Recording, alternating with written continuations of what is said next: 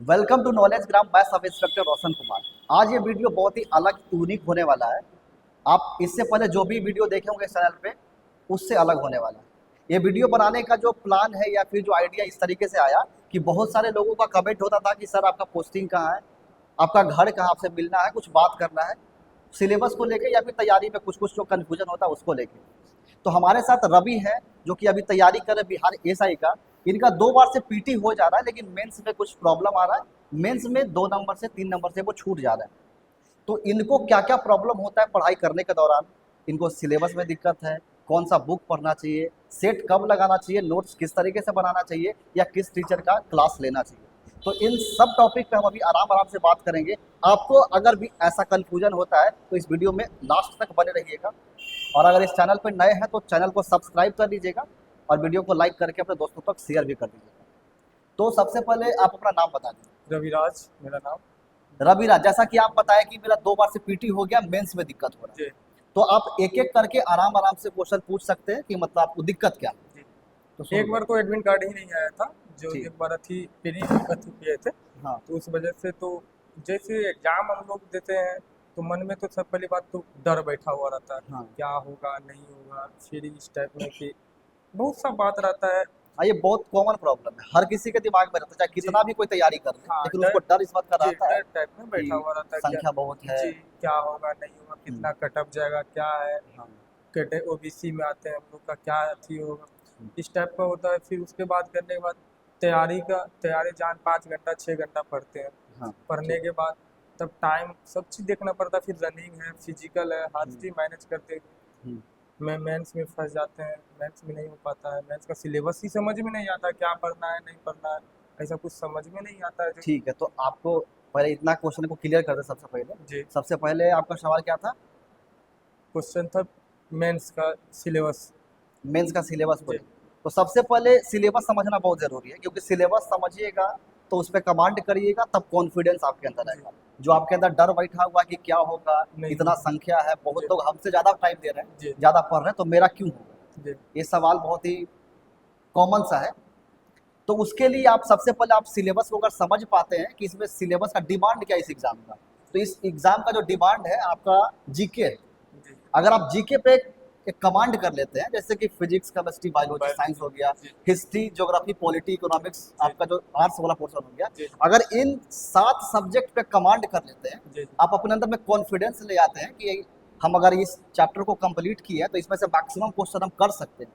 तो धीरे धीरे आपके अंदर कॉन्फिडेंस आना शुरू हो जाएगा कि नहीं, मेरा तैयारी ठीक है या फिर और थोड़ा बहुत बच रहा है उसको आप ठीक कर सकते हैं। जी तो सिलेबस को समझिए, उसके बाद मेहनत करिएगा, उस पर प्रैक्टिस करिएगा, ऑब्जेक्टिव क्वेश्चन लगाइएगा या कभी कभी बीच में सेट मार लिए, तो इससे आपके अंदर कॉन्फिडेंस आ जाएगा। जी सबसे पहले सिलेबस को समझने के लिए सबसे जो बोले आर्ट्स का जो है जी। 4 सब्जेक्ट और साइंस का 3 सब्जेक्ट, तीन सौ। अगर इस पे कमांड कर लेते हैं जी तो आपका कॉन्फिडेंस धीरे धीरे बिल्ड होना शुरू हो जाएगा। जी दूसरा सवाल होगा कि अगर इस ये जो सब्जेक्ट है इसको कंप्लीट कैसे करें। जी जी तो अगर आपको लग रहा है कि आप एक सेट बना रहे हैं और सेट में आपका 50 के आसपास मार्क्स आ रहा है, जी 50 क्वेश्चन सही हो रहा है जी या फिर 50 55 इतना ही के आसपास हो रहा है, इससे नंबर बढ़ नहीं रहा है, जी तो इसका मतलब कि आपको अभी अच्छे से सब्जेक्ट को कंप्लीट करना है। जी जी जी, ऐसा ही अगर फ्लो में इतना मेरा है रहता है। जी तो आप सबसे पहले किसी टीचर का बैच खरीदिए, जी फाउंडेशन बैच या फिर टाइम कम है तो टारगेट बैच, जैसे बिहार ऐसा टारगेट बैच होता है, वो बैच खरीदिए। बैच खरीदना है तो किसका खरीदना है?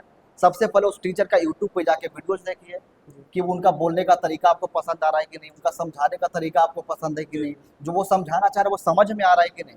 तो जिसका आपको अच्छा लग रहा है, जिसका आपको समझ में आ रहा है, जी उसका आप खरीद सकते हैं। जी अब खरीदने के बाद होगा कि जैसे आपके साथ टीचर मेहनत करते हैं तो उसके साथ साथ आपको भी मेहनत करना है। जी टीचर आपको हर चीज़ का नोट्स प्रोवाइड करते हैं, क्लास करवाते हैं, जी तो आपका वहाँ कर्तव्य बनता है कि जो टीचर पढ़ा रहे हैं उसका खुद से सेल्फ नोट्स भी बनाए जी जी और जो नोट्स देते हैं उस पर प्रॉपर रिवीजन करें। जी आपको लगता है कि इसके बाद भी कुछ करना है तो उसके बाद भी बुक लीजिए, लूसेंट या क्रॉन साथ में रखिए।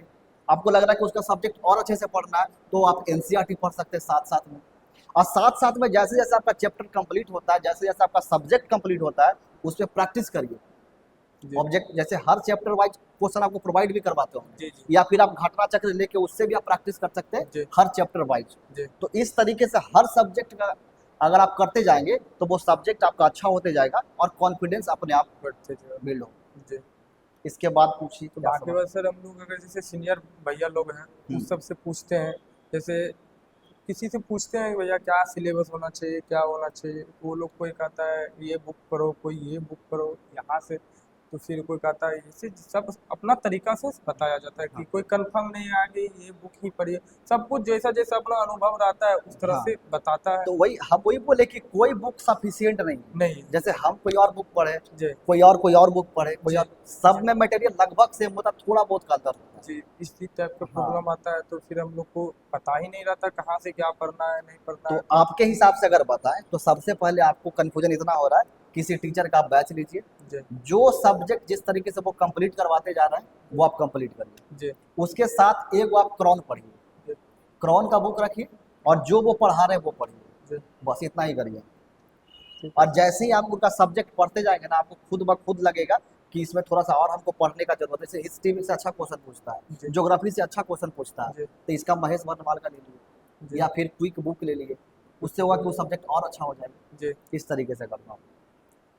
और तीसरा सवाल है कि आपका जो टाइम मैनेजमेंट नहीं कर पाते हैं, रनिंग भी करना होता है, जी। उसके बाद क्लास भी करना होता जी। है, स्टडी भी करना होता है, तो जी। इसका जैसे कि अगर बिहार एसआई का तैयारी प्रॉपर आप कर रहे हैं जी। तो उसका अभी फिजिकल करने का कोई मतलब नहीं है। नहीं सर, बिहार एसएससी प्रॉपर तैयारी नहीं चल रहा, फिर अभी बिहार पुलिस का एग्जाम है, फिर हाँ बिहार एसआई का है, हाँ तो ये जी। प्रॉपरली बिहार एसआई का डिपेंड नहीं है कि इसी चीज़ का सिलेबस है। फिर हम लोग बहुत दिन से तैयारी कर रहे थे बिहार एसएससी की, लेकिन आगे बिहार पुलिस का एग्जाम दे दिया, हाँ इसका पेंडिंग पड़ा हुआ था बहुत ठीक सर, है। बहुत दिन से उसका एग्जाम दिया, तो फिर उसका भी सिलेबस हाँ, देखना तो पड़ेगा बिहार क्या। पुलिस और बिहार एसआई का अगर एक साथ करेंगे तो जी। समस्या होना तय है, जी। क्योंकि बिहार पुलिस जो है वो ज़्यादा रनिंग बेस्ड एग्जाम है अभी और जैसे बिहार दो। एसआई जो आपका रिटर्न एग्जाम है। जी, अभी दोस्त सब है, फिर वो लोग फिर बिहार एसआई के फोकस छोड़ दिया है, वो लोग पढ़ाई करना छोड़ दिया अभी, क्योंकि बिहार पुलिस जो आगे में है वो देखा जाता है सर, वो हम लोग देखते हैं, हम्म। वो देखने के बाद फिर उसका तैयारी, इसका तैयारी, इस तरह से पूरा कंफर्म तैयारी नहीं हो पाती। जैसे अगर मेरे हिसाब से यहाँ पे अगर अभी आज के टाइम में काम करना चाहें आप, जी। तो बिहार पुलिस का अभी रिटर्न होने वाला है, जी। जिसके लिए अभी 3 महीने का टाइम 3 महीने का टाइम है। और फिजिकल अभी टाइम है। टाइम। तो मेरे हिसाब से अभी आप रिटर्न पे फोकस कर लीजिए। जी। और बिहार एसआई का भी एक फॉर्म आने में अभी थोड़ा टाइम है, 2-3 महीना, उसके बाद उसका भी पीटी होना है। जी। तो आप अभी अगर आप रनिंग कर सकते हैं तो थोड़ा बहुत रनिंग करिए, सुबह में मॉर्निंग में 1 घंटा 2 घंटा जाके रनिंग कर लीजिए और बाकी फोकस आप रिटर्न एग्जाम पे रखिए। जैसे जैसे रूटीन भी रहना चाहिए, रूटीन भी फोकस नहीं हो पाता ना, रूटीन के बारे में सोच रहे हैं कि अगर किस तरह से पढ़ाई करना चाहिए, क्या किस टाइप में।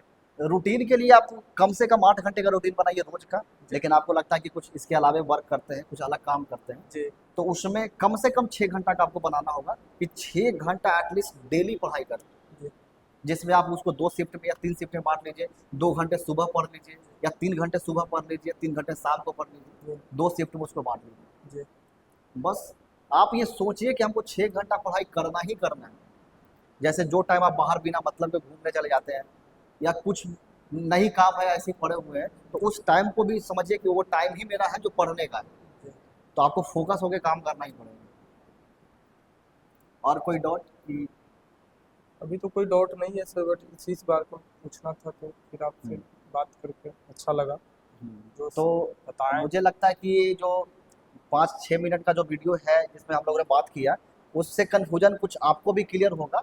और कुछ अगर इसमें लगता है कि और कुछ एक्स्ट्रा करने की ज़रूरत है, कुछ नया वीडियो आपको चाहिए या कुछ डाउट है, तो कमेंट बॉक्स में लिखिएगा। नेक्स्ट वीडियो में हम उसको कंप्लीट करने का पूरा प्रयास करेंगे। तो मिलेंगे नेक्स्ट वीडियो में, जिसमें हम बात करेंगे कि वैकेंसी कब आने वाली है और उसके लिए कैसे प्रिपेयर रहना है आपको।